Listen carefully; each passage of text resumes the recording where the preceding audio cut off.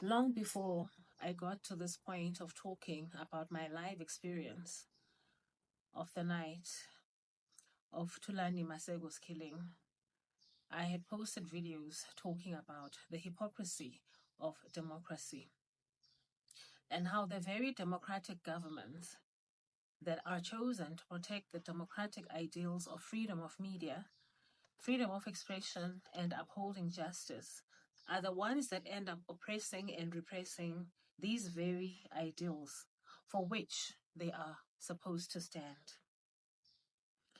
I was not even aware that the government authorities and private citizens in the democracy of Lesotho engage in the intimidation, threatening, harassing, and killing of journalists, and even criminalizing the work of journalists for the dignity of the royal family.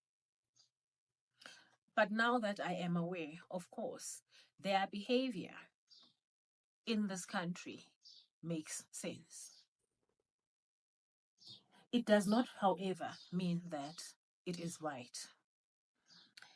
As I have been getting the vibes of the family of the law sitting in their evil council with their brotherhood, huddled in dark corners, plotting against me, I have been engaging in discourse with other people in the media space and other disciplines because with my mouth I chart forward as to the direction that I should tread in next.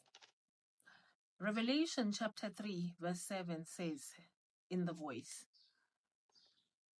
the Lord Jesus operates the key of David, opening up the possibilities that no one can shut and closing all options so that no one can open. In other words, it is the Lord Himself who will open the doors and shut others. It's not something that is up to any human being or even demonic entity. It is the Lord Jesus who ultimately allows what happens and what doesn't happen. After reading the Freedom House report on how the purported democracy of Lesotho and its people actively terrorize journalists, I know why from as early as August and October of 2010, the family of the law, in the likeness of the Kennedy clan, began harassing, intimidating, bullying, and threatening me. At that point in time, in that year that I turned 37 years old, I did not own a single dream journal. And I had no idea what my future looked like. If journalists are harassed to the point of being killed, in the constitutional democracy of the Kingdom of Lesotho, where the king is supposedly just a ceremonial figurehead, what then is the significant difference between the Kingdom of Lesotho and the Kingdom of eSwatini?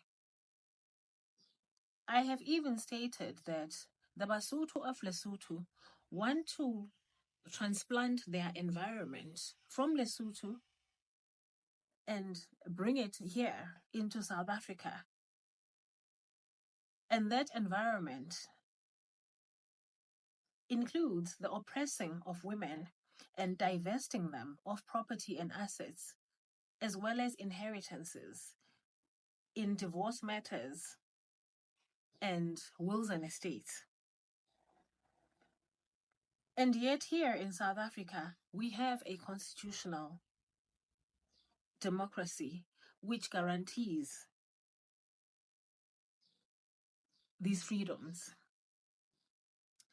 Even worse, the private citizens of the Kingdom of Lesotho then want to do here in South Africa what is customary in their country, harassing me, especially because I'm a woman, and trying to oppress my voice, claiming that the dignity of their royal family is being impaired. But the question is, why do the names of the people of the royal family keep coming up in a private matter of a marriage and divorce? and even in conversations held with my family and my parents about the dissolution of the marriage. Whatever the family of the law conceive to do now, the question of the violations of human rights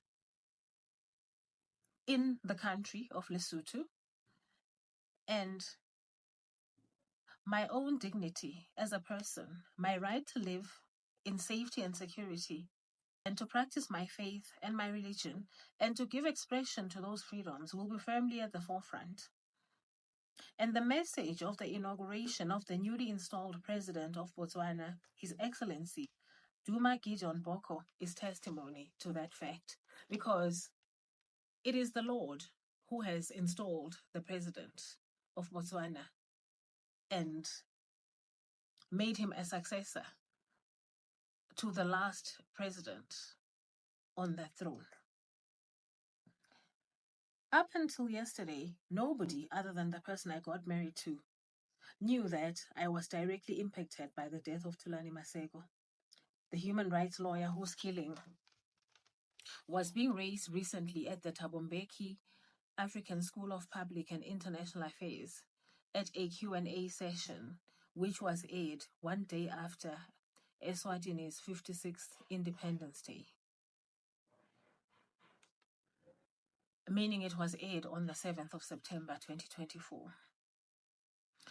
His Excellency Duma Gideon Boko is not just a politician and a lawyer, but a savvy human rights advocate with publications covering topics such as redressing constitutional violations, as well as legal representation and fair trial in customary courts, and other topics related to empowerment and development.